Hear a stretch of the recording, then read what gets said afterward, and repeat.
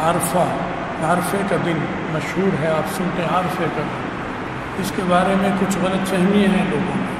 عرفے کا دن کا مطلب ہے کہ عرفات مکہ مکرمہ میں جو ایک خاص میدان ہے جس میں حج کی نیت سے جانے والے کو پہنچنا ضروری ہے، اس کے بغیر حج نہیں ہوتا، حج کا رکن ہے، اس کے لیے میدان ہونا بھی ضروری ہے عرفے کا، اور 9 تاریخ ہونا بھی ضروری ہے۔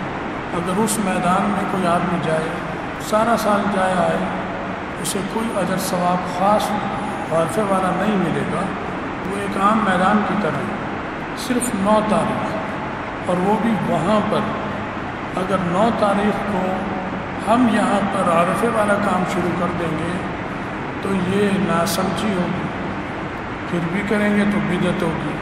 تو اس کے لیے ضروری ہے 9 تاریخ بھی ہو اور مکہ مکرمہ میں عرفہ کے میدان میں حج کی نیت سے گیا وہاں جائے۔ اس کے ہمارے لیے یہ یوم عرفہ نہیں ہے، نہ پاکستان، مکہ مکرمہ کے علاوہ دنیا میں جہاں بھی لوگ ہیں 9 ذی الحجہ تو آئے گی، لیکن اسے یوم عرفہ نہیں کہیں گے۔ یوم عرفہ تو وہیں پر ہوگا جو موجود ہوگا، تو یہ 9 ذی الحجہ کہلائے گی۔ اس دن کا روزہ رکھنا بہت ثواب ہے، اگر حج کے دوران جو وہاں گئے ہوئے ہیں وہ رکھیں تو بہت بڑا ثواب ہے، اور اگر ہم یہاں رکھیں تو بھی ہمیں بہت بڑا ثواب، لیکن عرفے والا ثواب نہیں۔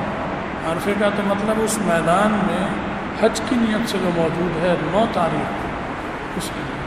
تو یہ جو ہمارے یہاں بعض لوگ کرنے لگ گئے کہ جی یہاں لاہور میں بھی کہیں گے، ہندوستان میں بھی کہیں گے، امریکہ میں بھی کہیں گے کہ آج یوم عرفہ ہے، یہ غلط ہے، یوم عرفہ نہیں ہے۔